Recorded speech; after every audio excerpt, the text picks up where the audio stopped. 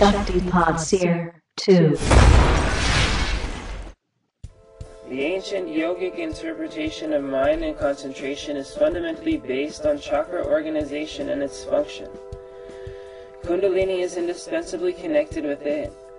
Kundalini is vitally connected with the chakra system, and the whole body system is their static background. Kundalini also plays a most important role in the spiritualization of mind and the development of absorptive concentration. The chakras indicate the levels of spiritual consciousness and of absorptive concentration. I think it's interesting he uses that specific term, absorptive concentration.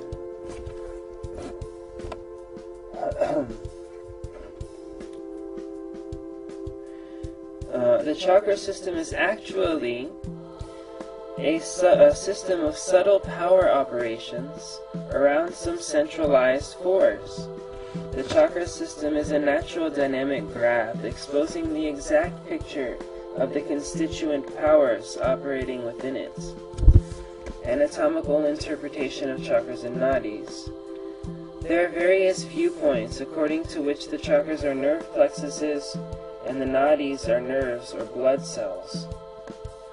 Dr. Brahmanas Basu has expressed the opinion that a more accurate description of the nervous system has been given in the Tantras than in the medical works of the ancient Hindus. The Tantrika nomenclature has been regarded as in anatomical terms, and an attempt has been made to explain them accordingly. According to Professor Brajendranath Seal, the Adhar Muladhara chakra is the sacroiliac plexus, the Svadhisthana is the sacral plexus, the Manipura chakra is the lumbar plexus, and the Anahata chakra is the cardiac plexus. The Vishuddha chakra is the junction of the spinal cord with the medulla oblongata, and the Lalana chakra lies opposite to the uvula and is supposed to be concerned with the production of ego-altruistic sentiments and affection. The Agnya chakra belongs to the sensory motor tract, and the different nerves of periphery rise from this chakra. The Manas chakra is the sensorium and receives the different nerves of the special senses. The Soma Indu chakra is the 16-lobed ganglion in the cerebrum above the sensorium. It is the seat of altruistic sentiments and volitional control, and the Sahasrara chakra is the upper cerebellum with its lobes and convolutions. So what he's saying now is not that the chakras are specifically these things that he's talking about, but what he's saying is that there has been attempts. The beginning, the introduction of this book is very thorough. You know, he's a Hindu Indian scholar. So he's very learned in anatomy and medical sciences, things of that nature. And so in the beginning of the book, he takes the reader to be a complete neophyte. You know, he just accepts that whoever's reading the book is someone who has no idea about chakras or anything, who barely has any belief in spirituality. So they say, you know, okay, so we're going to take the chakras to be, you know, what if this is just, you know, some kind of anatomical graph of, you know, the blood vessels and the different, you know, glands and plexus and things like that. So he says, okay, for that kind of person, we'll go through that and we'll show the correspondences and what certain doctors have said, and then we'll go, he's going to go through and show how it can't be those things. And afterwards, he's going to talk about what the chakras actually are, which is, and we'll get, and by the end of this, as he's talking about what the chakras actually are and what they're not, we'll have a much more lucid view of what these amazing centers are all about. Continuing, the anatomical interpretation of the chakras is basically wrong. First of all, an accurate knowledge of both the chakra system and the Western anatomy is required to correlate them. Usually, even a good Sanskrit scholar does not possess all the necessary information on the chakras, and so he is not in a position to make a comparison between the two systems. On the other hand, a Tantrika yogi is generally not well versed in modern anatomy and physiology, and is therefore unable to correlate them. The term yogi has been referred to yoga and is used throughout this book. The yogi utilizes the knowledge of chakras in his yoga practices, and to do this, no anatomical knowledge of the chakras is necessary. But a person who has knowledge of anatomy and physiology, as well as correct understanding of the chakras, and utilizes knowledge of the chakras in his yoga practice, finds that there cannot be any real identification of the chakras with the nerve plexuses. But this lack of identification does not interfere with his yoga practice. The yogis have been continuing their practices in this way from time immemorial. The teaching being imparted from the gurus and their disciples, who become proficient in time. The yogis, in absorptive concentration, when the outer world along with their own bodies are completely forgotten, experience a new inner world in each chakra. To them, the chakras are inner power phenomena. They are vivid and seen. They will not serve any purpose of theirs to identify the chakras with nerve plexuses. This study has been undertaken not so much to understand this yoga better, but to find out whether the tantrika terms can be used to name the some physical organs or structures having no clear-cut names in the ancient Indian books on anatomy. Firstly, the main reason for this shortcoming is not due to lack of knowledge, because even in what we have, we find that they had great anatomical and physiological knowledge, but because most of the works on the subject have been lost. Secondly, if we think that the tantrika terms are merely anatomical terms, then they lose their essential character and specificality. But first, we have to see whether or not this identity is possible. Professor Seal has identified the Muladhara, Swadhisthana, Manipur, Anahata with the coccygeal, sacrolumbar, and cardiac plexuses, respectively. This identification is based on a lack of right knowledge of the real locations of these chakras. The chakras are in the Sushumna, and the Sushumna is inside of the vertebral column. So now he's talking about the Sushumna Nadi. And Nadi, if I'm correct, means a flow. Nadi is like a flow of psychic, subtle, spiritual energy. And the Sushumna Nadi is the most sacred Nadi, flowing to the center of the body. It's symbolic in the microcosmic sense of the river Jamuna, which flows through Krishna's Vrindavan. The microcosmic Sushumna Nadi flows to the center of the spine, and as this person, this wonderful Swami Shyam Sundar Goswami is saying in his book, the Sushumna Nadi within it contains this 3 more nadis. The Brahma Nadi is the ultimate one of these 3, and this Brahma Nadi within the Sushumna Nadi connects us directly to God consciousness. It gives us directly samadhi, super concentration upon, the qualities, the Ishta Devata. Okay. Where were we?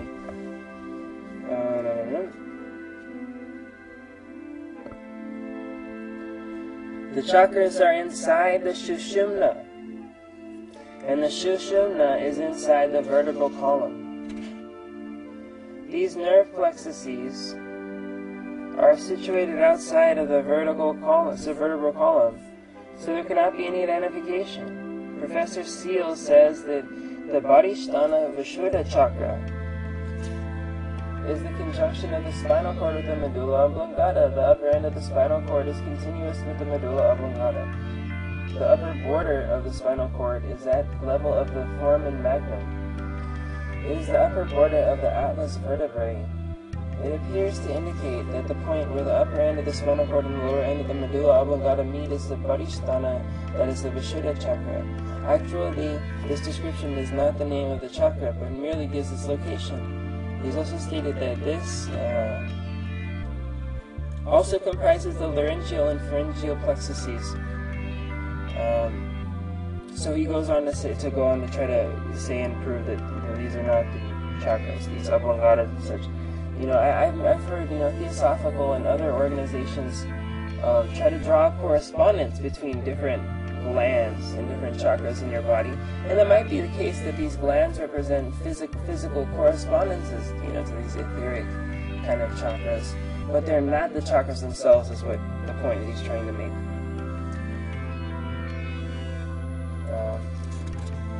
There's still another difficulty. The Vishuddha at the medullary level may clash with the Lalana Talu chakra. He has not identified the Lalana with any specific anatomical structure, but only says that it is supposed to be tract affected in the production of ego-altruistic sentiments and affections.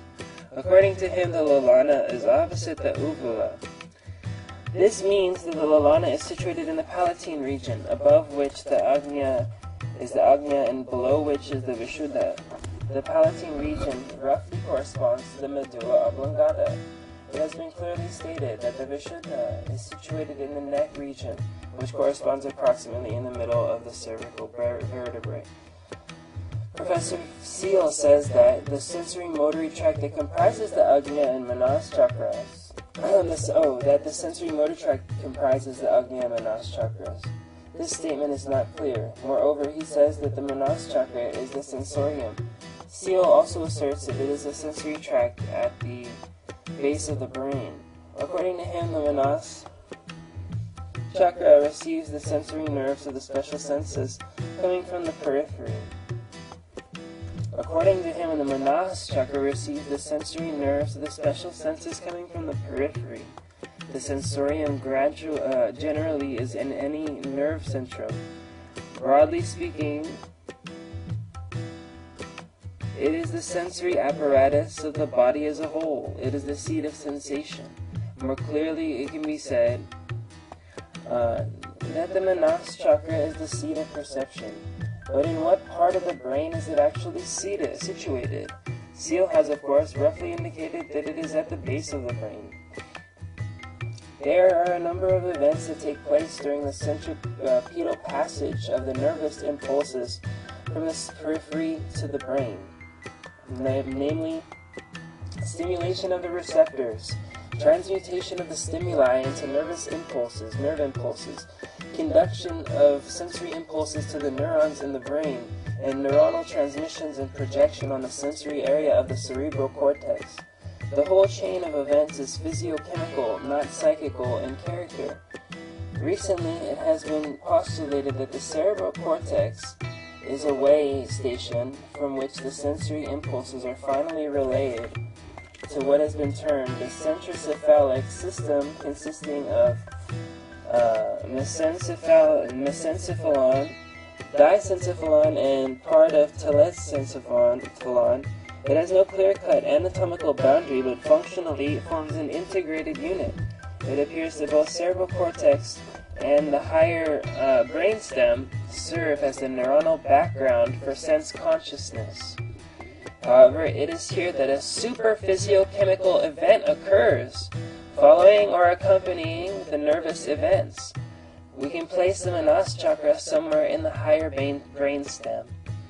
If the Manas chakra is identified with a particular area or the center of a higher brainstem, then the chakra itself cannot be regarded as the seat of consciousness. There is no possibility of finding consciousness in the brain substance. We cannot detect the mentative energy factor in the chemical and electric energy systems of the brain. The mentative energy factor. We cannot say that the neural activity itself produces consciousness, as it is not known how the change occurs. The findings that that lesions in the higher brainstem cause a loss of consciousness do not indicate that consciousness permeates through the brain. The brain stimulation activates the subconscious mechanism which relays impulses to the mind. The brain stimulation activates the subconscious mechanism which relays sense impulses to the mind, and as a result, sense consciousness is evoked. Consciousness, and as a result, consciousness is evoked. Consciousness, which is non-spatial in character, cannot be located in the three-dimensional brain. It has also been postulated that an intense dynamic neural activity, different from the low-level activity of sleep, elicits an interaction between brain and mind. and under the condition, perception occurs. How is this dynamic brain activity caused? The sensory impulses are not in this cause, The sensory impulses are not the cause, because they also come into the brain during sleep when no consciousness is evoked. The cause appears to be intrinsic. The specific dynamic brain activity can be explained as the neural counterpart of subconscious activity. Roused subconsciously to receive sensory messages, the unconscious neural mechanism is, so to speak, bridged by the subconscious mechanism to consciousness. Let me read that one more time. The specific dynamic brain activity can be explained as the neural counterpart of subconscious activity roused subconsciously to receive sensory messages. The unconscious neural mechanism is, so to speak, and in the occult terms, this is something like sleeping dead thing. And we're talking about the unconscious in an esoteric occult sense.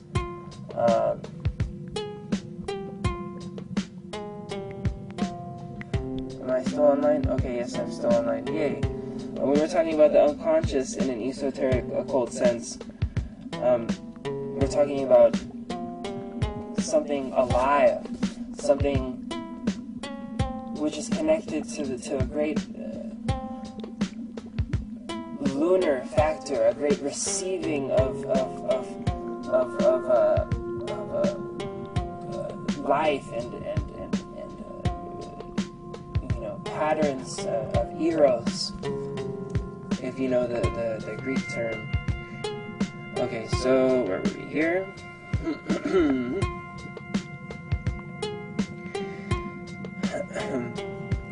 The unconscious neural mechanism is, so to speak, bridged by the subconscious mechanism to the consciousness. The brain-mind interaction indicates that mind is an entity lying extra-encephalically, but when a relation between it and the brain is established, the brain exhibits specific dynamic activity and is evoked subconsciously. Consequently, it is a mistake to regard a chakra as a nerve plexus or a brain center or substance. If it is possible to demonstrate that the chakras are the different levels of consciousness and the subtle dynamic graphs, then it will at once be clear that the brain is only a gross outline of the inner power operation.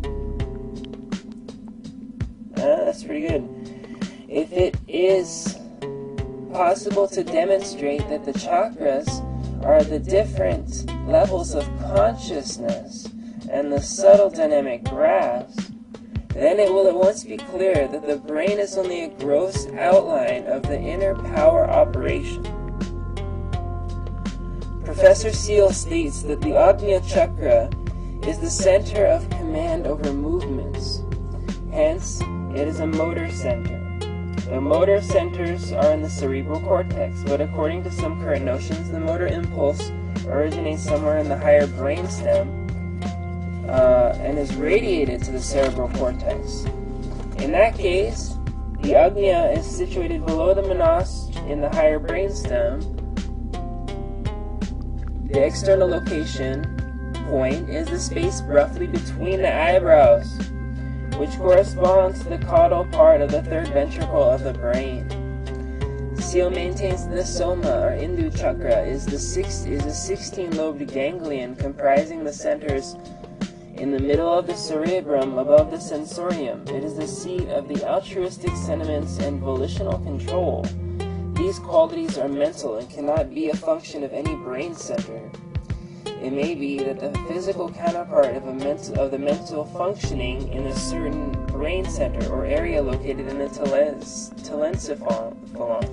It may be that the physical counterpart of the mental functioning is a certain brain center or area located in the telencephalon. He identifies the Sahasrara chakra, the crown chakra, with the cerebral cortex. This is a mistake. The Sahasrara chakra is not in the Sushumna, but is situated extracranially. outside the head. It is more correct to say that the convoluted surface of the cerebral hemisphere is the material replication of the subtle nirvana chakra, which has 100 petals. Diva.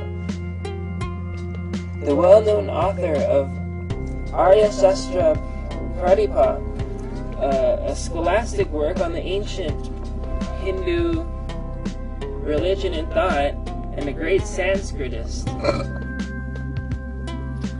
has identified the Muladhara, Svadhisthana, Manipur, and Anahata chakra with the ganglion impart, coccygeal plexus, hypogastric or pelvic plexus, solar or epigastric plexus, and cardiac plexus respectively. It is astonishing that he has made the same mistake. The coccygeal plexus is connected with the ganglion impar, situated at the union of the two sympathetic trunks at their caudal ends. The other plexuses are sympathetic. However, these plexuses are situated outside the vertebral column, whereas the chakras in the Sushumna are in the Sushumna, which is inside of the vertebral column. So these chakras cannot be identified with the nervous plexuses.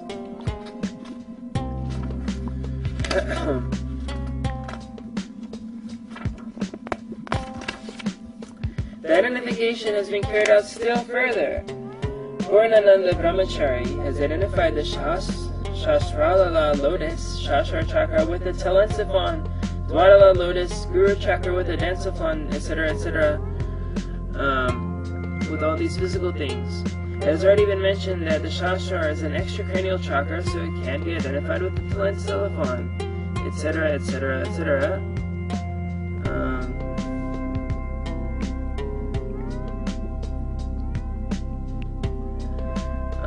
So, Shamani and Umani are two power forms rather than deep concentration when dhyana is about to be transformed into samadhi. Therefore, they cannot be identified with any material brain structure. So he's going on to say that all these people are wrong for identifying these things with physical structures, when in actuality these aren't physical structures in any sense. So like I said, he knows his anatomy, and he's very, very thorough as he's going through and making sure that everybody knows that these are not physical structures. Let's see. Where were we?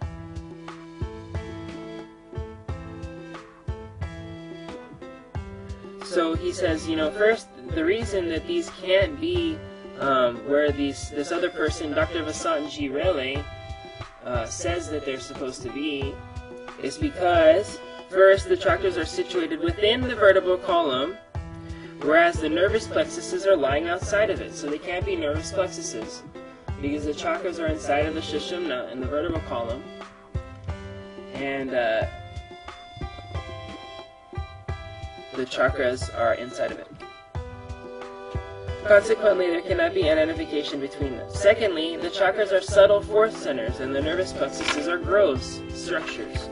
So this person has said that they're all nervous structures, like nervous centers. So the nervous plexuses are gross, and the chakras are subtle power alterations. It cannot be demonstrated that the powers residing in the chakras are also in the nerve plexuses. By concentration and pranayama, these latent powers lying in the chakras can be roused, but these processes have no such effects on the nervous plexuses. So the correspondences can neither be ascertained scientifically nor are they in agreement with the technical description of the chakras. Moreover, Dr. Rele has identified the Shaktis, powers residing in the chakras, with the efferent impulses exercising an inhibitory influence generated through the subsidiary nerve centers in the spinal cord. The Shaktis are conscious powers. He's saying here the Shaktis, the energies in the chakras in the spine, are conscious powers.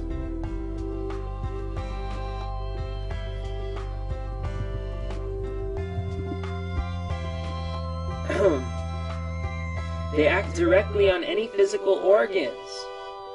So just imagine that for a second. These Shaktis in your spine, these Shaktis, these powers in your Sushumna are conscious powers themselves.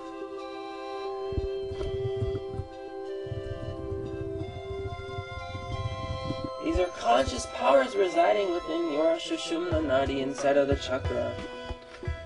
These are conscious powers which can act directly on any physical organ, and unlike the nervous impulses, they never act unconsciously.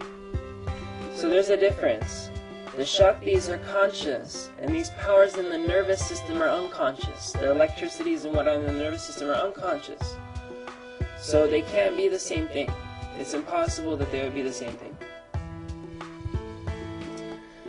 They control the chakra organizations, and the yogis arouse them to develop their concentration to the dhyan level, to be able to do dhyan on the deities situated in the chakras. To be able to do dhyan on the deities situated in the chakras. So tell me that's not bhakti. But this is an experiential mystic bhakti which opens your whole being to the Paramatma, to Lord Shri Shri Radha Govindaji. Opens up your entire being to them. Not just, carrying out these religious dry rituals, but opens your entire being through the very being itself and the core of the Sushumna. This is where your soul resides. This is your connection to Brahman, to super consciousness. So they control the chakra organizations, the Shaktis, and the yogis arouse them to develop their concentration to the dhyan level, to be able to do dhyan on the deities situated within the chakras. So dhyan is this great absorptive concentration. When he's saying dhyan earlier, when he's saying absorptive concentration earlier, when he's saying that the chakras are different levels of absorptive concentration, he's meaning dhyan. These chakras are different levels of dhyan. Dhyan means meditation. There's a whole chapter in Prabhupada's Bhagavad Gita on dhyan, chapter 6. And it says basically in that chapter that the yogi makes his mind like a lamp which does not move in a windless place. Like a candle covered by a glass. The yogi makes his mind such that it does not waver in the wind. So dhyan is the super concentration. And you can have super concentration on these deities within the chakras. And you can activate the powers in these chakras, and it propels your bhakti forward. It propels your spiritual potency forward. And you can give better seva to the people. You can give better service to the people. Because you're stronger internally, you're bringing more potency to the table. So it's never bad for bhakti to do any of this. And you'll find even Prabhupada himself recommends doing this, this pranayam and whatnot. It's in there. It's in chapter 4. Prabhupada recommends doing dhyan and whatnot. Go ahead and look it up yourself. Okay, so continuing. They control the chakra organizations, these conscious powers. I'm going to read this whole thing right over again because it's just wonderful.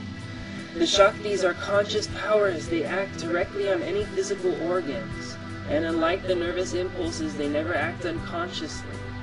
They control the chakra organizations.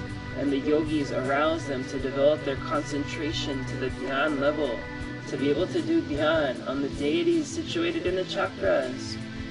And which deity is situated within 1,000-petaled lotus at the top of all being? Which deity is this? Of course, it's our Radharama, which are Sri Radharamanaji. He resides in that 1,000-petaled lotus. So if you can do dhyan, just like instruct himself to do dhyan on his lotus feet in your heart. Where Krishna instructs, meditate upon my lotus feet in your heart in an 8-petaled lotus. Krishna is himself recommending this. So this dhyan process is very, very powerful. And eventually, dhyan becomes actual transformation, actual transmutation, absorption. You're actually absorbed into Vaikuntha. You're actually absorbed into these higher planes when you do dhyan on them. So it's not just a concentrated exercise. It's actually a transmutation of your entire self into these higher states of consciousness. You have to make of yourself the higher state of consciousness. You have to match the vibration of Goloka Vrindavan if you want to enter. Or even if you want to just be in that place here while you're on the earth, you can still enter it. If you match the consciousness of Goloka Vrindavan, you will vibrate yourself into that place. The consciousness matches, the place where you are. Where your consciousness is, that's where you will go. For some reason, in your previous life, before you passed away, your consciousness was in such a position where you had to come here. Or for some unspoken reason, you chose to come here. Either way, in this life, if you make your consciousness of the highest that you know always, and in the most highest that I know is the Gaudiya Vaishnava, Chaitanya Vaishnava consciousness of ecstatic praying to Radha Ramanaji, Sri Radha Krishna. If you choose this Ishta Devata, choose whatever Ishta Devata is most attractive to you. But when you have your Ishta Devata and you can meditate upon it within your heart, within your crown,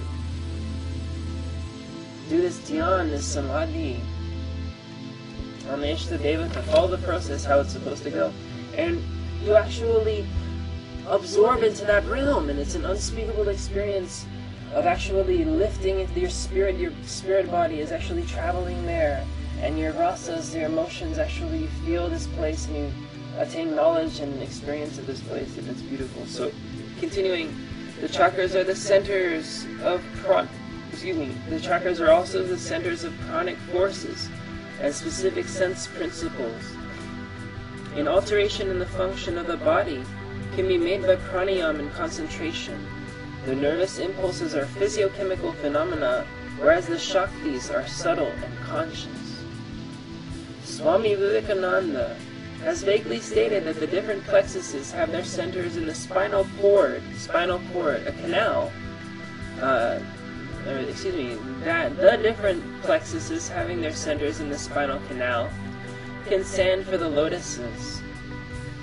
The chakras cannot be explained physiologically, as they are subtle centers, and the nervous plexuses are gross structures.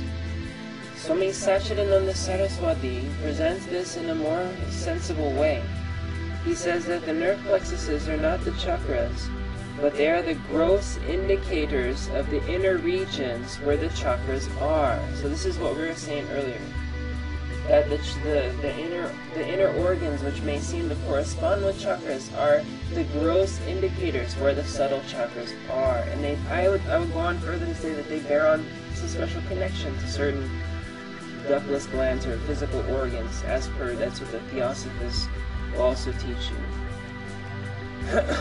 He says that the nervous plexuses are not the chakras, but are the gross indicators of the inner regions where the chakras are. According to him, the ganglion impar, or the coccygeal plexus, is the indicator of the Muladhara, the hypogastric plexus, solar plexus, cardiac plexus, cardioid plexus, and the cavernous plexus are the indicators of the Svadhisthana, Manipura, Anahata, that the chakras are the same. So the real nature of the chakras, Dr. Gananath Sen has used the terms Ida and Pingala. And now when we flow alongside the Sushumna Nadi, they exemplify the great two. Through this Pingala Nadi flows the Prana Shakti. It governs action, movement, and everything associated therein. And the Ida Nadi, the lunar Nadi, which flows on the left side of the body, the Pingala on the right side of the body. The Ida Nadi is the lunar center, and the lunar is not the center, it's a Nadi, it's a circuitry in your body. These two Ida and Pingala Nadis, which flow alongside the Sushumna Nadi and create the three-pronged Trishula trident, they flow alongside of one another like a great circuitry system. And the Ida Nadi is the lunar system wherein flows the Manasa Shakti, which is the stream of your mind, the lake of your mind itself. So Dr. Gananath Sen has said that the terms Ida and Pingala, has used the terms Ida and Pingala to mean the two sympathetic chains of ganglia and the Sushumna for the spinal cord. He has named the spinal cord Shushuma Kanda, and the medulla oblongata Shushuma Shrikshaka. Dr. Relay has identified the Ida and Pingala nadis with the two gangliated sympathetic trunks, one on each side of the vertebral column, and the Sushumna nadi with the spinal cord.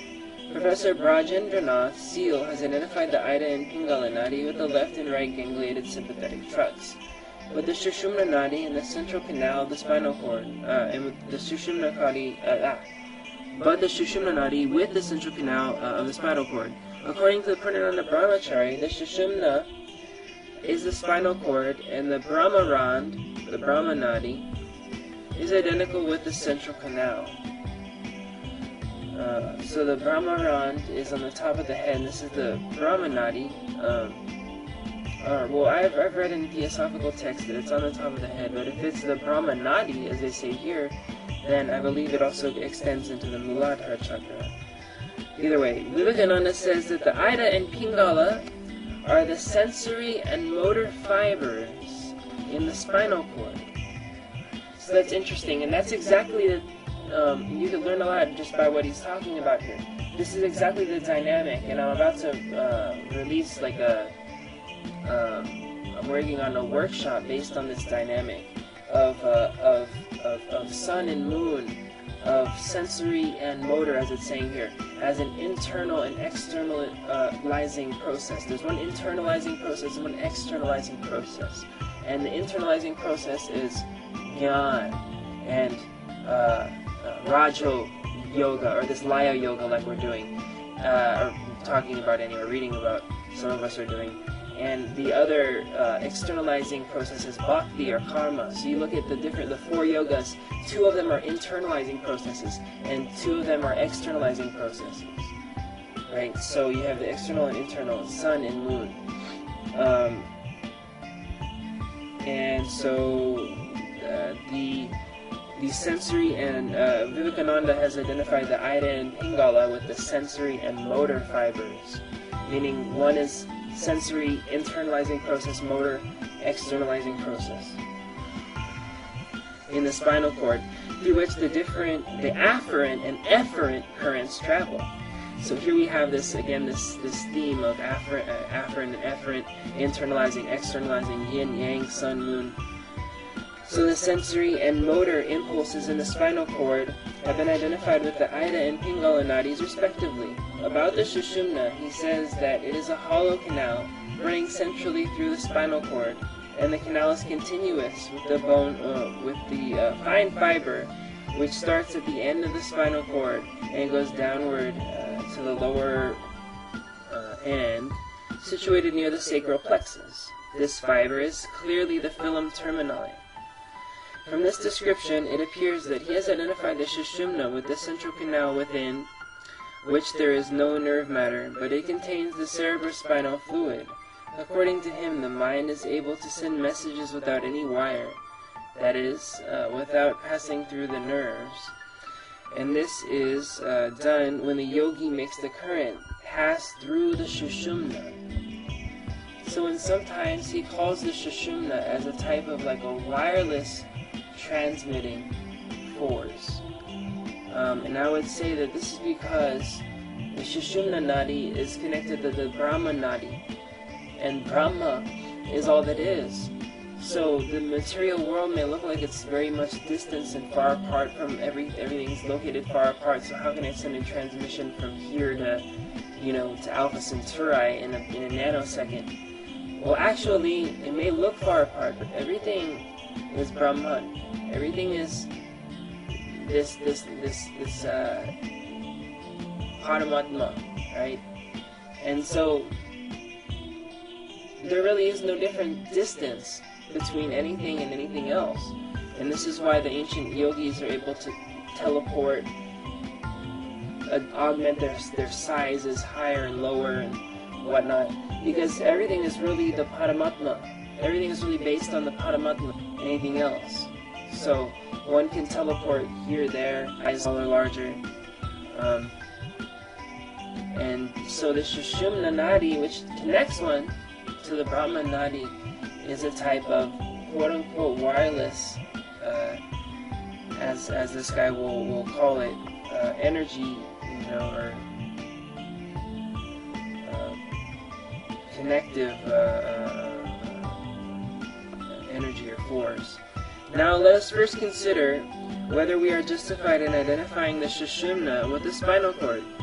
First, the Sushumna Nadi has been described as extremely subtle and spiraled, but the spinal cord is a gross nervous structure measuring in width at the level of cervical enlargement 13 to 14 millimeters, of the lumbosacral enlargement 11 to 13 millimeters, and of the thoracic portion 10 millimeters.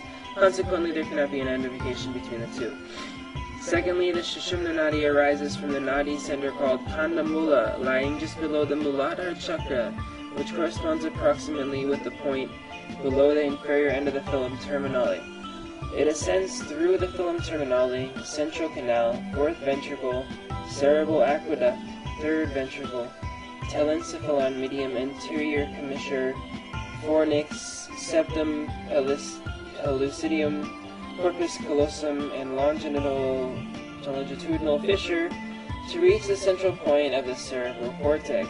On the other hand, the spinal cord extends from the lower border of the first lumbar vertebrae to the upper border of the atlas, and it ends in the lower part of the medulla oblongata at the level of the foramen magnum. From this, it is clear that the Sushumna cannot be identified with the spinal cord. There is another important point which needs our attention. Inside the Sushumna are 3 more nadis. So here he's talking about it. Inside the Sushumna Nadi are 3 more nadis. Within the Sushumna Nadi is the Vajra. Vajra means thunderbolt or diamond. You know that a diamond pierces through anything. It can only be cut by another diamond. Within the Sushumna is the Vajra. Within the Vajra is the Chitrini. And within the Chitrini is the Brahma Nadi. So these are 3 nadis within the Sushumna Nadi itself. If the Sushumna is the spinal cord, how are these 3 nadis to be explained? Can the Vajra, Chitrini, and Brahma nadis stand for the white matter, gray matter, and central canal respectively? Or should these 3 nadis be identified with the meninges, white matter, and gray matter? The meninges also consists of 3 layers: dura mater, arachnoid matter, and pia mater. Here we really do not know what to think. The nadi can stand for the white or gray matter, but it cannot be identified with either of the meninges or the central canal, neither of which is composed of nervous tissue. Dr. Gananath Sen has exclusively used the word nadi to signify nerves. He also says that the Greek word neuron, a nerve, is derived from the Sanskrit word nadi. Professor Brajendranath Seal appears to have the same opinion. Dr. Rele also has the same opinion. He says, Vayu nadis, i.e. nerves of impulse, he has clearly identified Vayu with nervous impulse.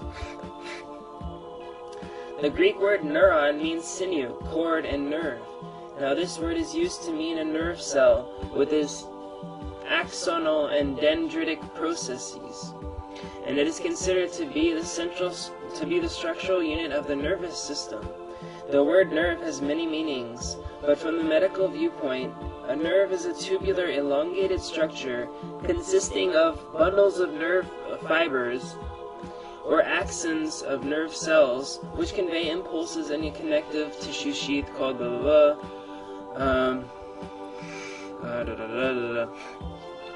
So he's just going on and on to thoroughly pound the point home that the chakras are not nervous things, and they're not physical in any sense, they're subtle.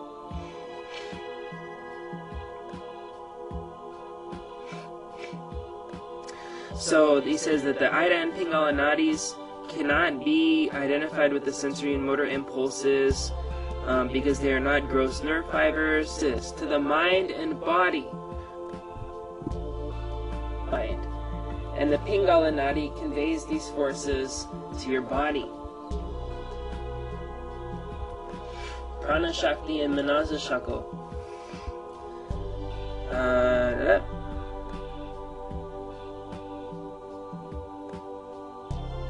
Okay, so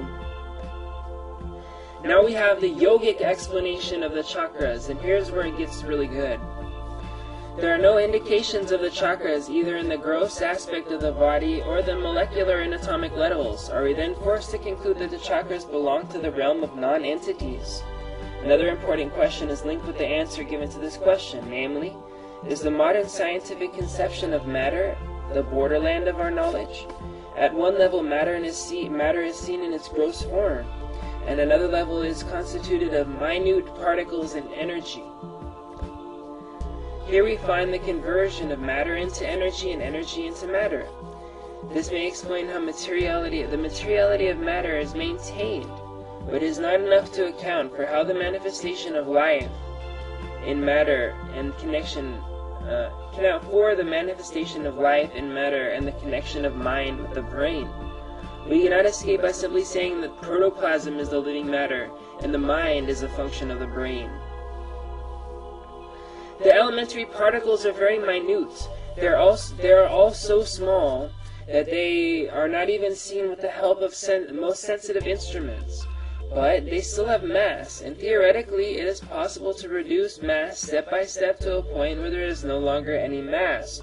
According to Kannada, this is the stage of Anu, a non-magnitudinous point. The nearest approach to Anu is seen in the neutrino. Neutrino, which has no mass, no charge, and a very slight interaction with matter. This indicates that there is a possibility of energy becoming free from the bondage of the particles in a graduated manner.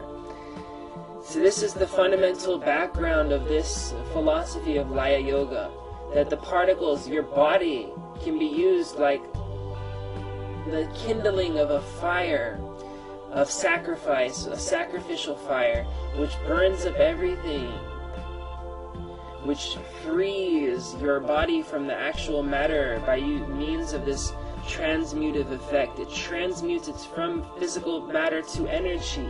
Your body becomes almost pure energy. You just feel yourself radiating. You just feel yourself sitting in this amazing ocean of Shaktis. Okay, so to continue. In this transition period, certain particles may pass into the stage of Anu. So he says this indicates there's a possibility of energy being free from matter, E equals mc squared. In this transition period, certain particles may pass into the stage of Anu, where they are only energy without any material form and free from matter bondage. This is subtle energy. Where does it go?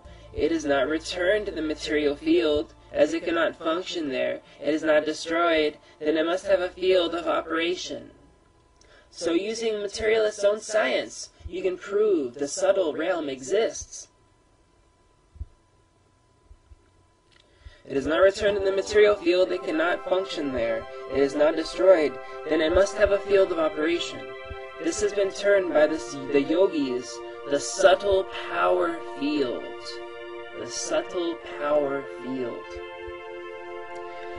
And that's probably the same thing as what we call in the West the aura, I believe. The aura. The yogis explain that in the following manner, the decentralized subtle forces, technically termed Mahabhutas, metamatter, pass to a level called elliptical body, Kandamula, where they are equalized to form an undifferentiated metamatter force. At this point, metamatter force tends towards grossness and materialization on a descending scale, and finally it is transformed into material energy which operates in the material fields. Material energy undergoes fragmentation. It is the process of transformation of energy.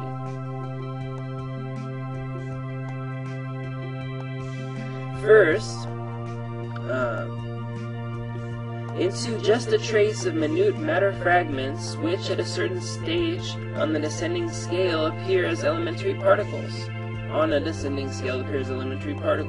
And second into atoms and molecules, and finally into gross matter.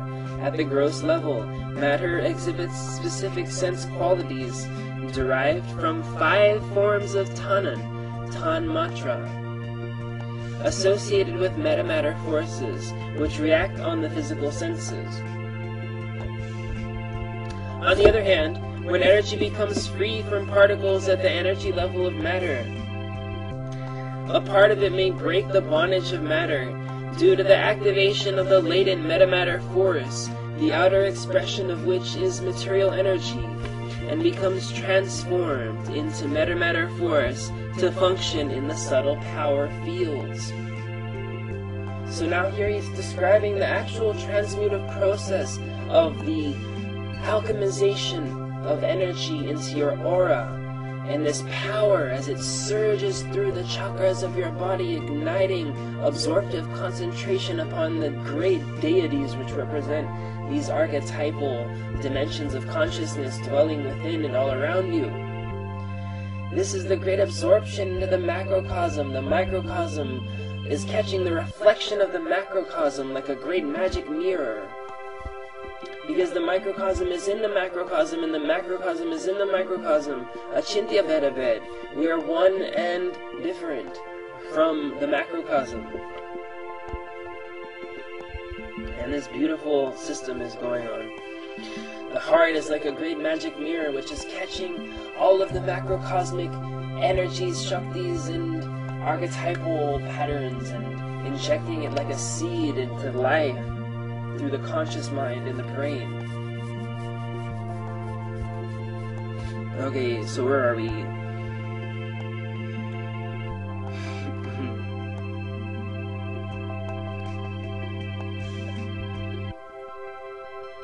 But it's continuous with metamatter in the subtle power field. Or were we? On the other hand, when energy becomes free from the particles at the energy level of matter, a part of it may break the bondage of matter due to the activation of the latent metamatter force, the outer expression of which is material energy, and becomes transformed into metamatter force to function in the subtle power field. Hence, matter does not end at the level of elementary particles, but is continuous with metamatter in the subtle power field.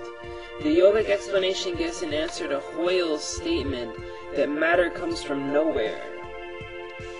This nowhere is the subtle metamatter field, which is beyond all observations, even with the aid of the most sensitive instruments. So when he says metamatter, he means the matter of the matter. The matter of the matter is the Mula Prakriti. If you go to our Uttama Shakti website, uttamashakti.webpain.com, and you click on Siddhanta, and number 5, I believe number 4, cosmology, it talks about Mula Prakriti. The Mula Prakriti is the cosmic Maya force of Parabrahman. So this cosmic Maya force of Parabrahman is the originating cause of all of the energy, all of the consciousness, everything that you see in the world around you. This is the metamatter, which is being talked about, the matter of the matter. It steps down in graduated forms, all the way from the above to the below, this Mula Prakriti, this root of Prakriti. And it steps down all the way to the material world. But all the way through, the energy of all of these dimensions has been originating from the same Mula Prakriti, just graduated steps coming down and down and down. So this metamatter force, this pure energy, is what Laya Yoga is tapping into. This Shakti of God Himself. You know, my good friend had a dream of Radha as the Kundalini, rising into the crown chakra and meeting Krishna. And I thought that was very beautiful and symbolic, and it meant a lot to my own practice and what I was doing at the time. Anyway, We're continuing. The yogis say that pranic dynamism relates to three forms of energy which give rise to three phenomena: Laghiman, rarefaction; Animan, subtilization; and Mahiman, magnification. So they're using alchemical terms here to describe the three types of energy which are released by pranic dynamism, which cause the emergence of the life force, mind, and matter, respectively.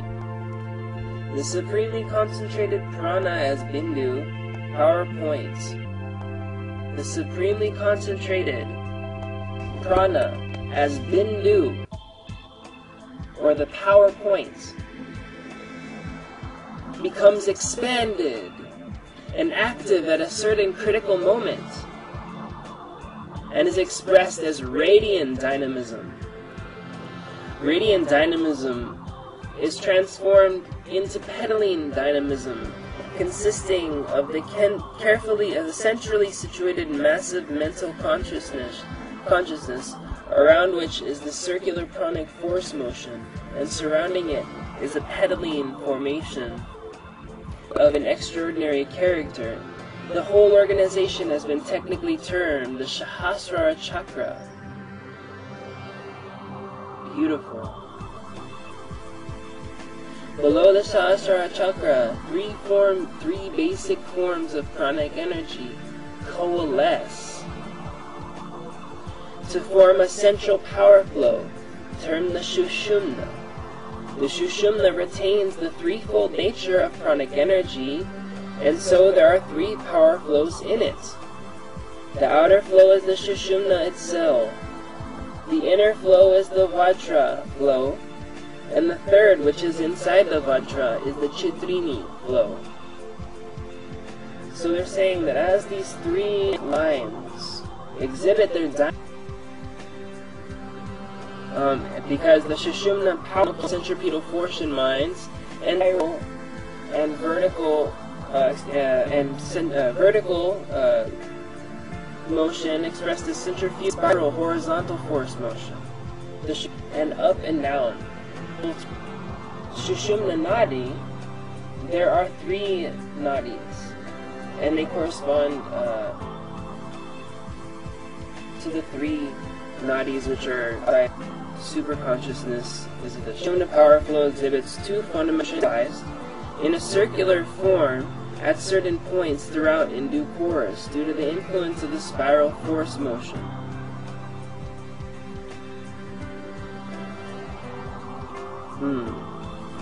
The centralized circular power follows the pattern of the Sahasrara and presents three aspects: a central pericarpal formation, which is the center of a lotus flower is a pericarp, a central pericarpal formation, a circular force motion around it, and a peripheral pedaling formation. The whole circular organization is called a chakra. There are 9 main chakras in the Chitrini.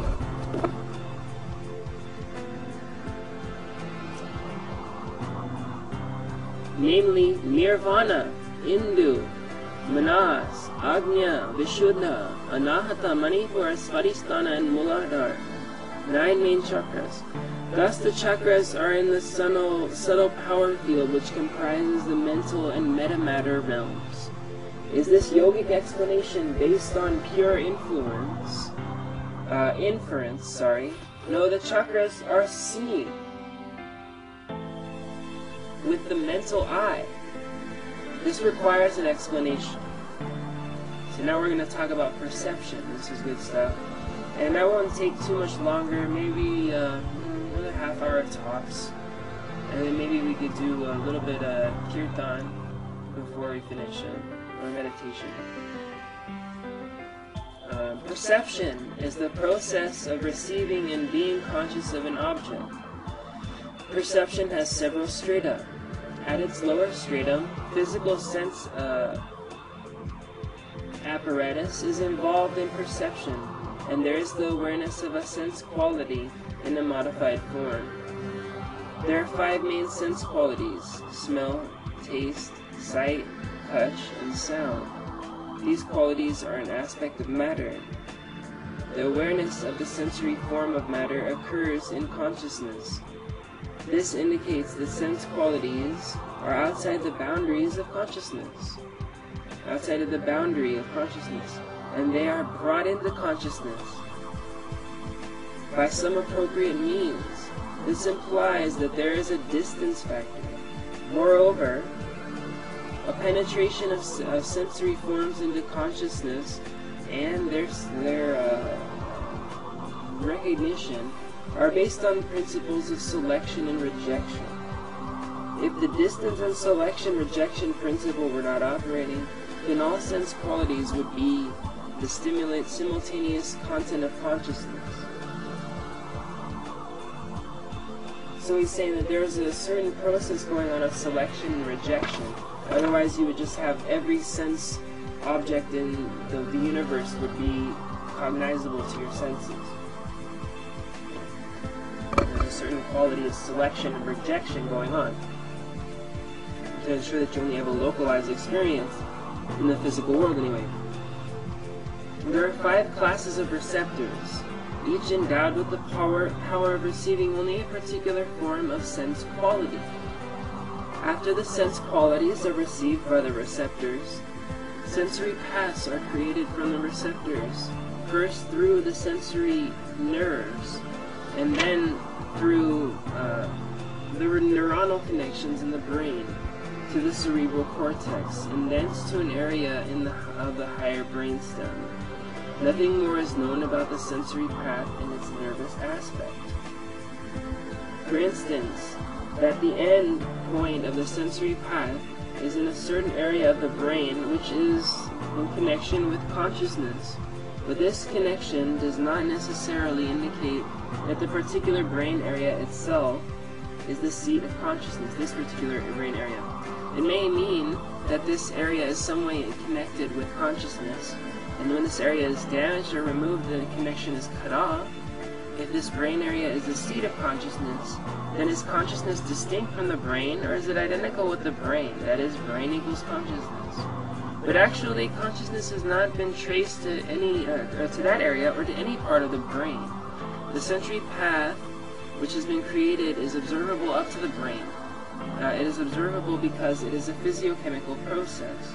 But how the physiochemical process in that brain area causes the appearance of consciousness is not known. How the metamorphosis of physiochemical energy into consciousness occurs have not been explained. How physiochemical events in the brain suddenly occur as psychic events cannot be explained. Consequently, it cannot be easy to make mind equal brain. There may be another possibility. Psychical events may accompany or immediately follow the physiochemical events in the brain. If this is accepted, then it will mean that brain and consciousness are not identical, but are 2 separate entities, and their interconnection is experienced in a particular brain area. To explain this, it is postulated that certain specific dynamic actions of the brain in which certain areas of the cerebral cortex and the higher brainstem are involved are essential conditions for the relation between the brain and consciousness. How the specific dynamic actions, which are physiochemical in nature, can establish a relation with consciousness which lies beyond the brain itself is neither known or explained. Molecular, atomic, and subatomic activities are all disconnected from consciousness, and are not in fact in consciousness. Molecular, atomic, and subatomic activities are all disconnected from consciousness and are not a fact in consciousness.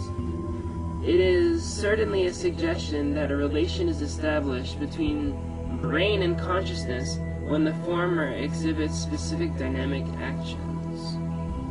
If we accept consciousness as something which is neither a physiochemical phenomena nor explainable in terms of matter, then we think of consciousness as something which is outside the sphere of chemical and electrical energy. Something which is neither bound by nor composed of molecules, atoms, nor elementary particles. In that case, the brain-consciousness relation is deeper and more complex. There is an important query regarding the specific dynamic action of the brain. How is it caused? If we say that neuronal centripetal conductions are the cause, then we have to accept that this brain state is continuous without any interruptions, because these conductions are continuous. It has not been demonstrated that there is some controlling mechanism in the brain to exercise control over these conductions. In that case, how is sleep unconsciousness produced? The specific dynamic actions certainly disappear during sleep. What makes them disappear? Here is a clear indication that the specific dynamic action of the brain, if there is any, is not caused by neuronal conductions, but something else which might.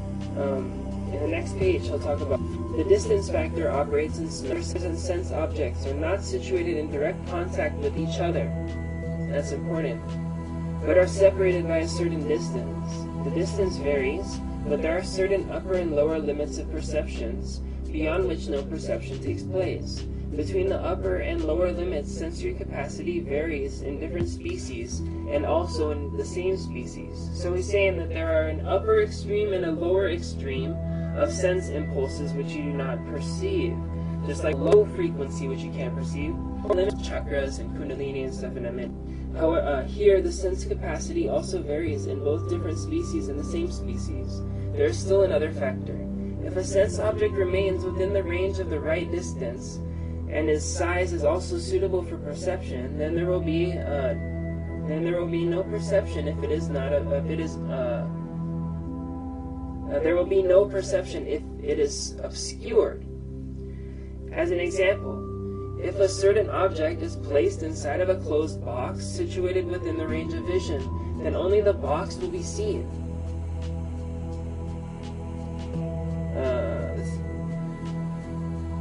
Not the object inside of the box. That object has been obscured by the box, which the eyes cannot see through. Other examples are bone covered by muscles, brain covered by skull, etc. The time factor is also operative in perception. Events occur which in the past are only remembered but not seen. Only present events are perceived directly. There is no direct knowledge of future events. All this indicates that sensory capacity is not a fixed thing, but relative, variable, conditional, and temporal. So he's saying that you can perceive a memory which is in the past. So you see that there's a temporal factor to perception. There's no direct knowledge. Only present events are perceived directly. There's no direct knowledge of future events. All this indicates that sensory capacity is not a fixed thing, but relative, variable, conditional, and temporal. The sense qualities themselves are also variable. If this is so, we can postulate that there is a possibility of ultimately attaining a perfect and absolute sense capacity, and that the most subtle sensory forms may exist. Can this be actually demonstrated?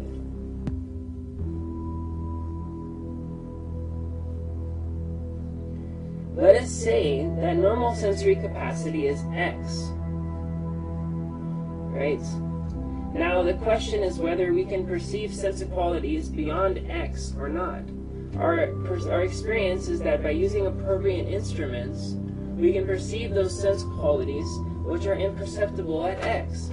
The instrumental observations indicate that the barriers of distance, size, and obscurity have been overcome to a considerable extent, and that certain details and factors which are never seen at X have become visible.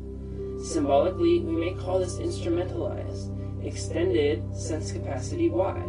This shows that the sensory capacity can be increased beyond the normal limit by instrumental aid. So there's different capacities which we can overcome, that's Y. So our normal sense capacity is X, and the capacity we can reach with physical instruments is Y, he's saying. Capital Y, capital X, mathematical equation. This shows that the sensory capacity can be increased beyond the normal limit by instrumental aid, but future events are not revealed by these instruments. Now, the question is whether X can be extended to Z without Y.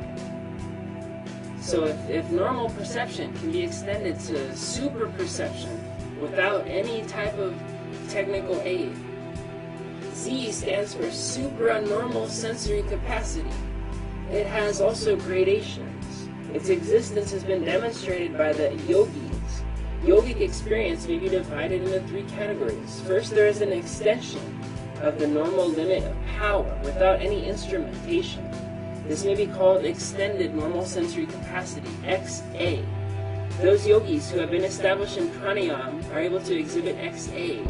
As for example, there is a tree in front of us at a distance, when the normal eyes can see its trunk, branches, and leaves, but not in greater details. If a swarm of ants moves upwards on the surface of the trunk, the ants will not be seen from that distance by normal eyes. But a yogi can see them very clearly. This has been demonstrated. In a similar manner, smell and sound are experienced. Second, there can emerge an uncommon and new pattern of sense qualities which is never experienced by normal sensory power. The specific sense capacity is called XB. A yogi has the capacity XB. He experiences super smell, super sight, and super sound. The following are instances in my own experience. I was sitting in a position on my seat in a very dark room on a very dark night, fully awake but calm. There was no motion of seeing or hearing anything uncommon. I spent about an hour like this. Then suddenly I saw a beautiful light of vermilion color, by which the whole room was lit up. I got up amazed and looked up at the light for some minutes.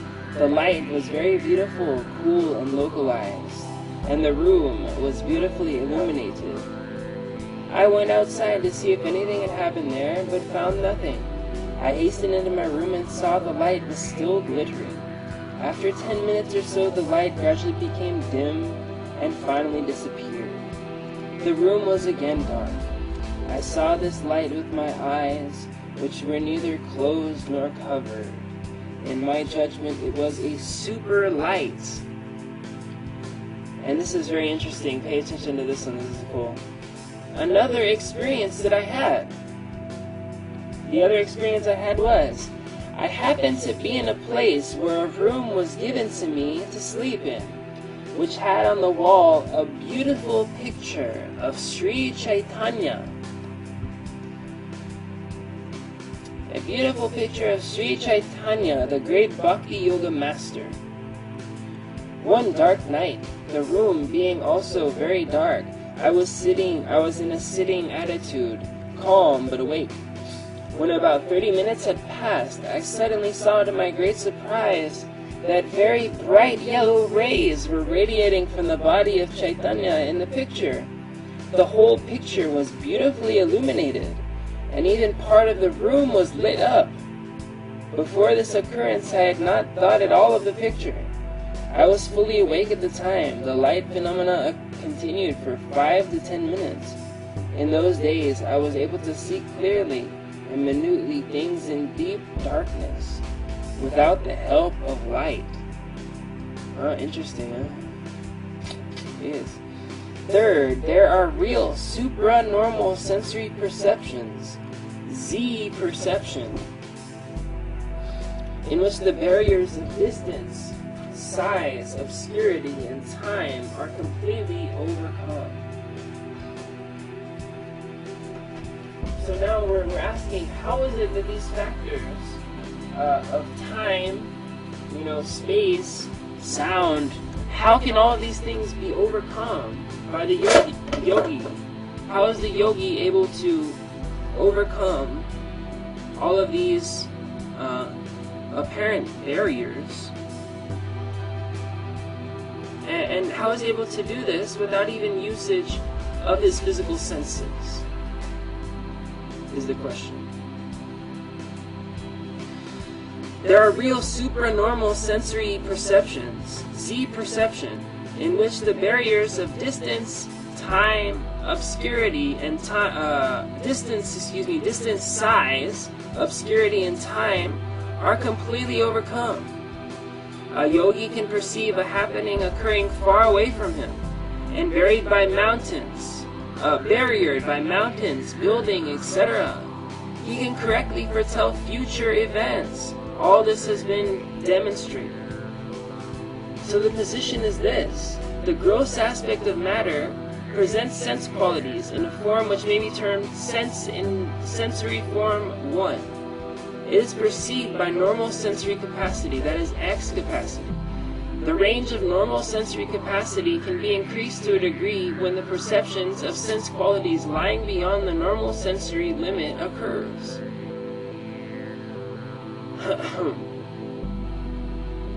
To a degree when the perception of sense qualities lying beyond the normal sensory limit occurs. The sense qualities do not change at this stage, but are barriered, which is overcome by extended normal sensory capacity, XA capacity. We also find that the patterns of the sensory qualities perceived by normal sensory capacity and extended normal sensory capacity is associated with a new or an altered form of sense qualities, which is only perceived by specific sensory capacity, that is XB capacity. Above all these is the sensory form 2, which is perceived by instrumentalized extended sensory capacity, that is Y capacity. Thereafter there is a gap in the perception of sense qualities at the subatomic level. There is no records of any sensory experience at this stage known to me, but theoretically there is no reason why this should be impossible. The supranormal sensory experience develops after the specific sensory experience.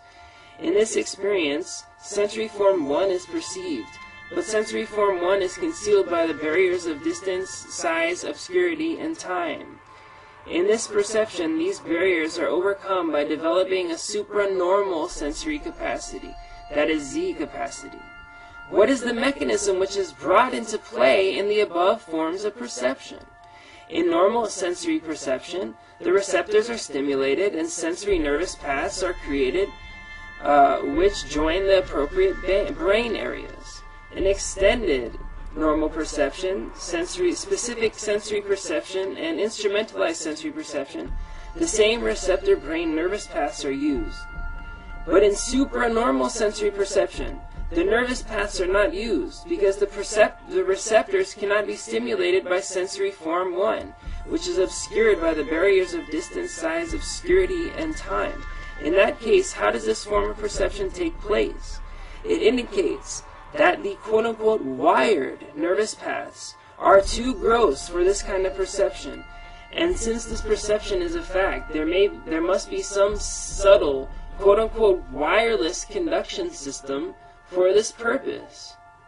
These non-nervous subtle conduction lines are technically termed Nadi paths.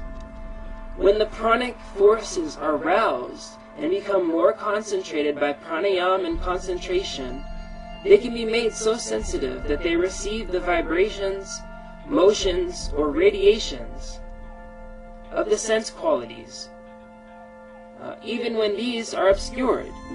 The endpoints of pranic force in the head and skin of the body receive the refined sensory vibrations and transmit them to the chakras, from where the sense qualities are transmitted to the subconscious mind in the Ajna chakra. Precognition is only affected by the subconscious mind. The subconscious mind, when it is sensitized by pranayama, where the subconscious mind is able to receive directly all sense qualities, when it is sensitized by pranayama and concentration,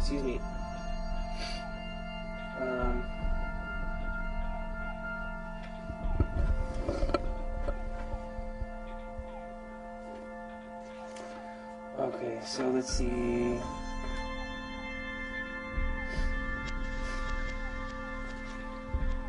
I'm almost finished with this chapter, so let's just finish this chapter and then kirtan. Then we'll do kirtan. Supranormal perception indicates the existence of subtle nadi paths. It also shows that consciousness is outside the boundary of the brain. Most people are unable to utilize these paths because their powers in this direction are undeveloped. The neuronal paths of conduction occurring in common sensory perception stop at certain points in the brain. These are the endpoints of the gross brain paths. The sensory qualities conveyed by sensory conduction are released from the nervous envelopment of these brain points and are received and conveyed by pranic forces to the nadi field and then to the subconscious mechanism, from where they are radiated to consciousness. It appears that brain dynamism is an aspect of pranic dynamism, and mental dynamism extends through pranic dynamism to the brain. The sensory forms are a series of graduated forms. On the lower scale, the sensory forms are gross, and as they ascend the scale, they become more and more minute. Sensory capacity also changes and becomes increasingly powerful in the perception of more minute sense forms. Our normal sensory capacity can be extended to perceive not only sense qualities lying beyond the normal, but also a new type of sense qualities.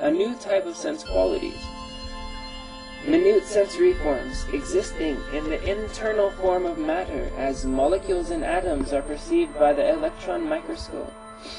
But sensory forms existing at the subatomic levels are so minute that they cannot even be perceived by the use of the electron microscope.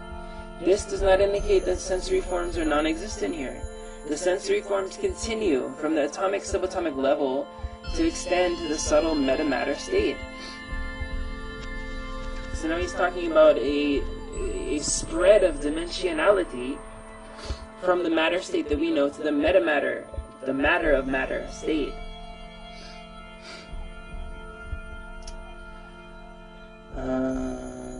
Minute sensory forms existing in the internal form of matter as molecules and atoms are perceived by the electron microscope, but sensory forms existing at the subatomic levels are so minute that they cannot even be perceived by the use of an electron microscope. This does not indicate that sensory forms are non-existent here. The sensory forms continue from the atomic subatomic level and extend to the subtle metamatter stage. At the metamatter stage, sensory forms are subtle and exist as subtle smell, taste, sight, touch, and sound, isolated from each other. They are the fundamental aspects of metamatter. The Mahabhutas are reducible to the most concentrated forces called tanmatras. Mahabhuta means a great element, like earth, water, fire, air is a Mahabhuta. They are reduced, as it says here, reducible to the most concentrated forms called tanmatras, sense objects. At the tanmatra level, sensory forms are the subtlest, and these are the perfect and final forms. Beyond this point, there are no sensory forms. It is the borderland of sense form. For the perception of these subtle phenomena, it requires perfect, quote-unquote, nose, tongue, eye, ear, skin, and quote-unquote, ear. This means that it is the final and most perfect sensory experience which can only be achieved by the yogic mental eye, the third eye. It is a superconscious perception, and consciousness elevated to the concentration level is the only apparatus for this attainment. This perception has two levels, Dhyan perception and Samadhi perception. The former develops into the latter. Dhyan perception and then Samadhi perception. Dhyan means concentration, Samadhi means super concentration. Dhyan is a state of consciousness which the body becomes completely motionless like a mountain. The senses of smell, taste, sight, touch, and sound become inoperative, and consequently the outer world is no longer the content of consciousness. Consciousness remains unaffected by intellective functions and thoughts. Such consciousness, thus being empty, coils to a point in which all its power is in full concentration. Oh, that's one of the greatest quotes from this little spiel that we've been having. when the consciousness is empty, it coils to a point, to a bindu, to a point in super concentration where this power is exhibited. Interesting, yes. Coils like a snake. Snake power. Where are we? I love that. That's great. So when it says here that the outer world is no longer the content of consciousness, that means that the inner world is the content of consciousness. After this dhyan and samadhi effect, your focus on the internal Lord is so experiential. When someone perceives you, they look straight and all you are is a mirror catching the rays of the radiant Lord. That's all that you are at that stage. And so there's no room for, BDSM, gay, sex with your disciples. There's no room for all this shenanigans and stuff. There's no room for all of this. Because you are being super concentration. And is this sectarian? No. This is just what is. It's neither sectarian or non-sectarian, it's just what is. The sectarian only interest exists in relation to the non-sectarian. So in reality, there's just what is. You can make a sectarian kind of expression out of it, but it becomes bad kind of sectarian when there's fear involved. When there's fear involved, so much fear involved, then it becomes the bad kind. But either way, so this super concentration, this samadhi, is the name of the game. This is it. When samadhi happens, then real bhakti. You can do real bhakti from your heart. Moving in samadhi is bhakti. Okay, so anyway, the outer world is no longer the content of consciousness. Consciousness remains unaffected by intellective functions and thoughts. So your consciousness is no longer being ensnared by your mind, and it rises above to the superconscious samadhi platform. And you actually, it's like the material world and your physical, your physical, not your physical, but your subtle mental intellect. Whereas before it was this strong force which was controlling your consciousness and your emotions and making you out of whack and all haywire, and you felt bad one second and great the next second. All this duality, up and down, up and down. When samadhi happens, you become monopolar. You become just locked within absorptive concentration. Things go up and down. You may not be in that all the time, but it gets to a point. Where it's so easy for you to enter that absorptive concentration. You only need to close your eyes and take a breath, and you're there in samadhi. So nothing ever really gets the best of you. I mean, you have different emotions. You're not a robot. You're not just stuck in this mode. But it becomes a background. It becomes a foundation. And this is power. This is a power for your spiritual life. Okay, so unaffected by intellective functions. This power grounds you, and it makes you so you're not affected by intellective functions, the serpent power and the kundalini. You're no longer, tossed here and there by the mind, but instead you're grounded completely within the realization. Real realization, not just an intellectual realization, but a real deep one, a deep spiritual realization. Okay, such consciousness, thus being empty, coils to a point in which all its power is in full concentration. In this state, concentration exhibits the power of holding one object fully, Ishta Devata. When such a concentrated consciousness is exposed to an object, it penetrates into the deeper aspect of the object and gets its inner subtle power graph properly imaged in consciousness. And the image is fully illuminated because of the revealing quality of consciousness is now maximally roused. Then consciousness expands to a certain degree for the magnification of the image of the power graph, which finally is transferred to a highly rarefied thought. So now they're talking about the process of meditation upon the Ishta Devata. You meditate on the Ishta Devata and it becomes a highly rarefied, alive thought, which is an offering and a connection. a highly rarefied thoughts,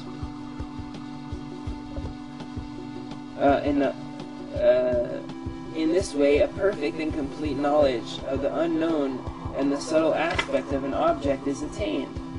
Complete knowledge of the unknown and subtle aspects of any object. You can meditate on anything and you'll receive this knowledge, whether it's Ishtadevata or otherwise.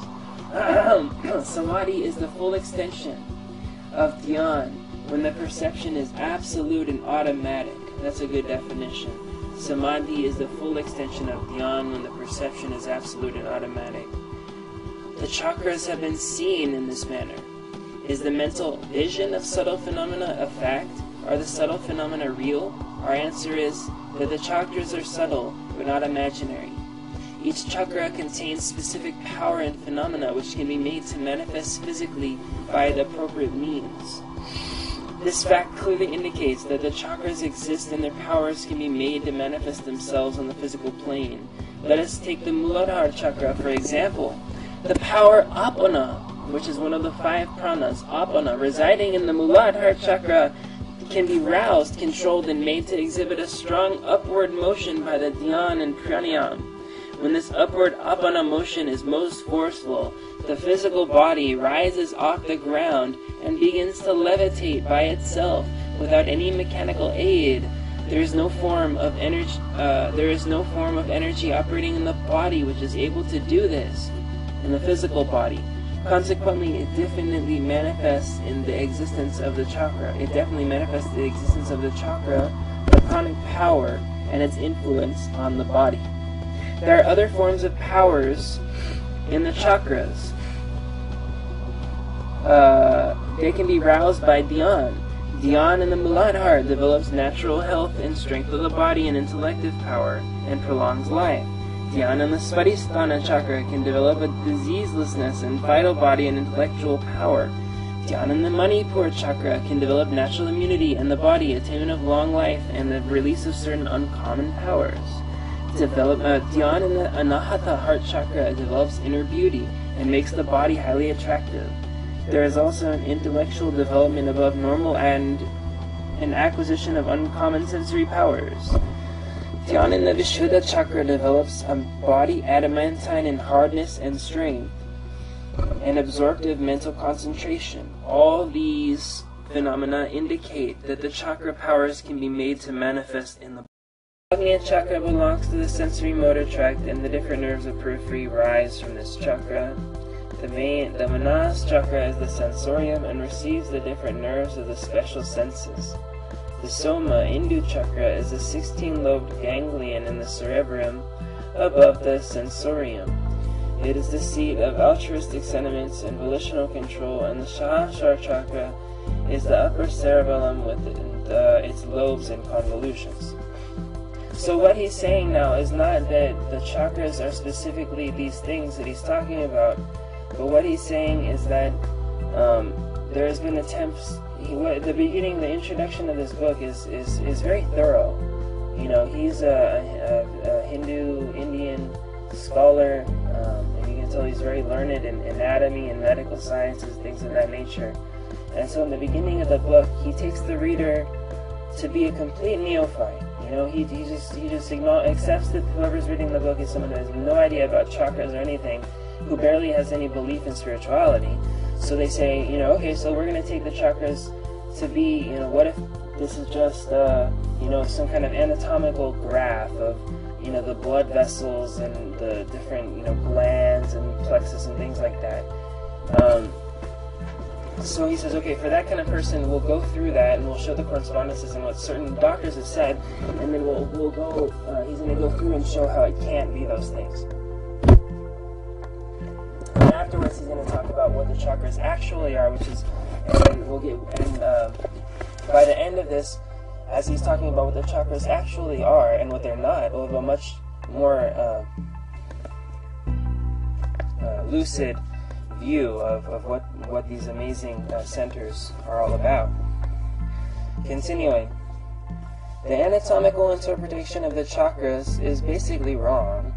First of all, an accurate knowledge of both the chakra system and the Western anatomy is required to correlate them. Usually, even a good Sanskrit scholar does not possess all the necessary information on the chakras, and so he is not in a position to make a comparison between the two systems. On the other hand, a tantrika yogi is generally not well versed in modern anatomy and physiology, and is therefore unable to correlate them. The term yogi has been referred to yoga and is used throughout this book. The yogi utilizes the knowledge of chakras in his yoga practices, and to do this, no anatomical knowledge of the chakras is necessary. But a person who has knowledge of anatomy and physiology, as well as correct understanding of the chakras, and utilizes knowledge of the chakras in his yoga practice, finds that there cannot be any real identification of the chakras with the nerve plexuses. But this lack of identification does not interfere with his yoga practice. The yogis have been continuing their practices in this way from time immemorial, the teaching being imparted from the gurus and their disciples, who become proficient in time. The yogis, in absorptive concentration, when the outer world along with their own bodies are completely forgotten, experience a new inner world in each chakra. To them, the chakras are inner power phenomena. They are vivid and seen. They will not serve any purpose of theirs to identify the chakras with nerve plexuses. This study has been undertaken not so much to understand this yoga better, but to find out whether the tantrika terms can be used to name some physical organs or structures having no clear-cut names in the ancient Indian books on anatomy. Firstly, the main reason for this shortcoming is not due to lack of knowledge, because even in what we have, we find that they had great anatomical and physiological knowledge, but because most of the works on the subject have been lost. Secondly, if we think that the tantrika terms are merely anatomical terms, then they lose their essential character and specificality. But first, we have to see whether or not this identity is possible. Professor Seal has identified the Muladhara Swadhisthana Manipur Anahata with the coccygeal sacrolumbar and cardiac plexuses respectively. This identification is based on a lack of right knowledge of the real locations of these chakras. The chakras are in the Sushumna, and the Sushumna is inside of the vertebral column. Shaktipat 2. The ancient yogic interpretation of mind and concentration is fundamentally based on chakra organization and its function. Kundalini is indispensably connected with it. Kundalini is vitally connected with the chakra system and the whole body system as their static background. Kundalini also plays the most important role in the spiritualization of mind and the development of absorptive concentration. The chakras indicate the levels of spiritual consciousness and of absorptive concentration. I think it's interesting he uses that specific term, absorptive concentration.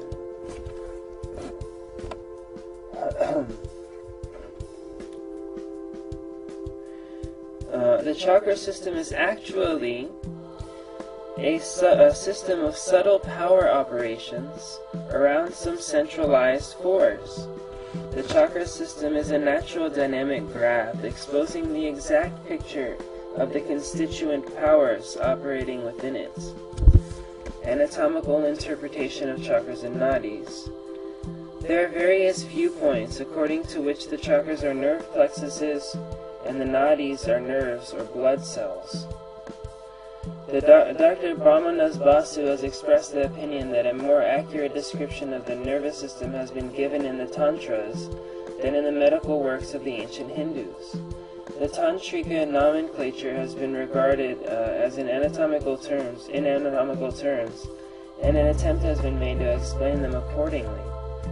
According to Professor Brajendranath Seal, the Adhar Muladhara chakra is the sacrogeggial plexus, the Swadhisthana is the sacral plexus, the Manipura chakra is the lumbar plexus, and the Anahata chakra is the cardiac plexus. The Vishuddha chakra is the junction of the spinal cord with the medulla oblongata, And the Lala chakra lies opposite to the uvula and is supposed to be concerned with the production of ego-altruistic sentiments and affection. These are not the chakras, these ablangadas and such. I've heard, Theosophical and other organizations try to draw correspondence between different glands and different chakras in your body. And it might be the case that these glands represent physical correspondences, to these etheric kind of chakras. But they're not the chakras themselves, is what the point that he's trying to make.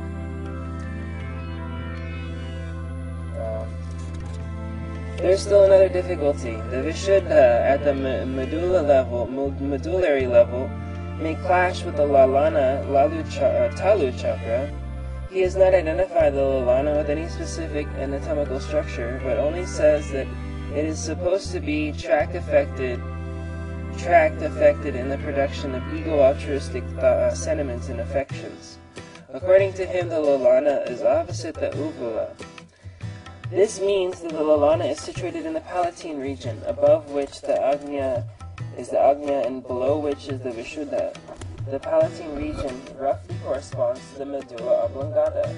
It has been clearly stated that the Vishuddha is situated in the neck region, which corresponds approximately in the middle of the cervical vertebrae. Professor Seal says that the sensory motory tract that comprises the Agnya and Manas chakras, that the sensory motor tract comprises the Agnya and Manas chakras. This statement is not clear. Moreover, he says that the Manas chakra is the sensorium. Seal also asserts that it is a sensory tract at the base of the brain. According to him, the Manas chakra receives the sensory nerves of the special senses coming from the periphery. According to him, the Manas chakra receives the sensory nerves of the special senses coming from the periphery. The sensorium generally is in any nerve centrum. Broadly speaking, it is the sensory apparatus of the body as a whole. It is the seat of sensation. More clearly, it can be said that the Manas chakra is the seat of perception. But in what part of the brain is it actually situated? Seal has, of course, roughly indicated. So now he's talking about the Sushumna Nadi. And Nadi, if I'm correct, means a flow. Nadi is like a flow of psychic, subtle, spiritual energy. And the Sushumna Nadi is the most sacred Nadi, flowing to the center of the body. It's symbolic in the microcosmic sense of the river Jamuna, which flows through Krishna's Vrindavan. The microcosmic Sushumna Nadi flows to the center of the spine, and as this person, this wonderful Swami Shyam Sundar Goswami is saying in his book, the Sushumna Nadi within it contains this three more nadis. The Brahma Nadi is the ultimate one of these three. And this Brahma Nadi within the Sushumna Nadi connects us directly to God consciousness. It gives us directly samadhi, super concentration upon, the qualities, the Ishta Devata. Okay. Where were we?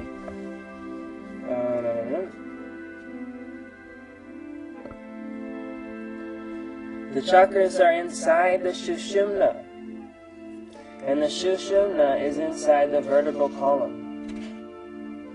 These nerve plexuses are situated outside of the vertebral column, so there cannot be any identification. Professor Seal says that the Bodhisthana Vishuddha chakra is the conjunction of the spinal cord with the medulla oblongata. The upper end of the spinal cord is continuous with the medulla oblongata. The upper border of the spinal cord is at the level of the foramen magnum. It is the upper border of the atlas vertebrae. It appears to indicate that the point where the upper end of the spinal cord and the lower end of the medulla oblongata meet is the Bodhisthana, that is the Vishuddha chakra. Actually, this description is not the name of the chakra, but merely gives its location. He's also stated that this also comprises the laryngeal and pharyngeal plexuses. So he goes on to try to say and prove that